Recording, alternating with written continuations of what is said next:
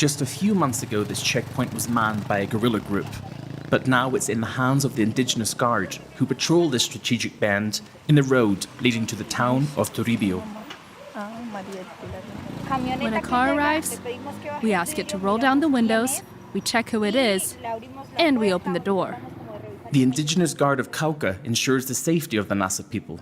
They are volunteers of all ages, with orders to confiscate weapons found in vehicles.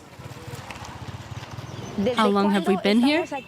Since the armed group murdered one of our elders, Carmelina. On the 16th of March, guerrillas shot at a crowd of Nasa people trying to get back one of their young men who had been recruited. An Indigenous Guard was killed, sparking anger. They decided to regain control of the territory and push the rebels back through their sheer numbers and determination.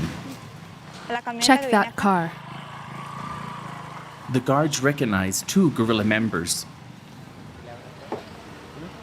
They are ordered to comply or risk being captured. There are no weapons in the trunk, so they are free to go. Since the signing of the peace deal, Toribio has never known peace. Perhaps the FARC have laid down their arms in other parts of the country, but here in Toribio, the war never stopped.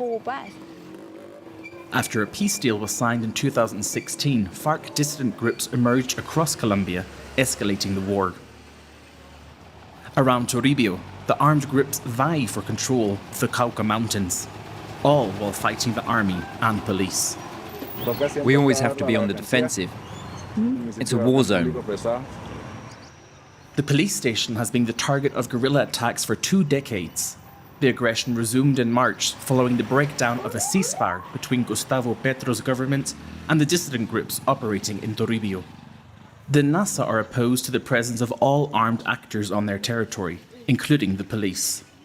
In Toribio and the rest of the region, they have their own traditional authorities. Like most elected representatives, Ana Ruviela stands up to the guerrillas under a constant threat of reprisals. The fact that we've regained control of the territory has reduced the violence and prevented crime. But there are still a lot of murders in the area.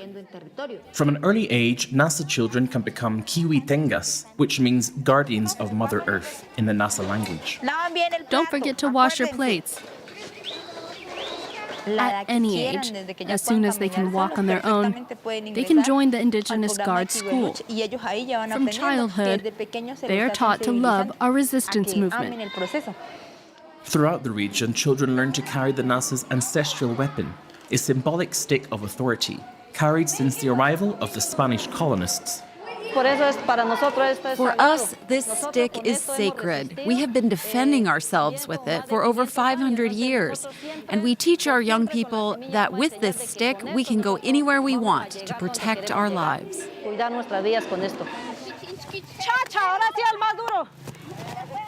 The training of the young Indigenous Guard is also physical. The Indigenous Guards must be able to climb mountains at any time as soon as something happens, and to be able to fight our enemies too. Flavia Largo is one of the main organizers of the Indigenous Guard of Northern Cauca. This conflict has changed. For us, it's much more dangerous because we don't know who's who. These bright green patches on the mountains are coca fields. Grown throughout the region, the raw material for cocaine attracts all armed groups. They make a living from drug trafficking, but also extortion and mining. As night falls, the Indigenous Guards step up their surveillance. Around 60 checkpoints are active every night in the region.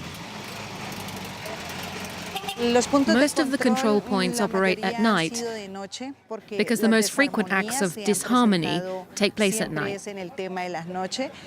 For the Nasa people, disharmony means violence and anything that upsets the stability of the community. But their biggest fight is for the young people. In recent years, FARC dissidents have recruited hundreds of Nasa, with promises of money, motorbikes and mobile phones. Hello, everyone. Companions, thank you for your participation. A salute of resistance and harmony to all. On the peaks of the Andes, the Indigenous Guards organize football tournaments to encourage young people to join their ranks rather than guerrilla groups. We mothers don't bring up children to go off to war. It's very important for us to fight so that our children stay with us, to defend life and this land that belongs to us. In northern Cauca, the Nasa and their 3,000 Indigenous Guards continue their fight in the face of increasing violence.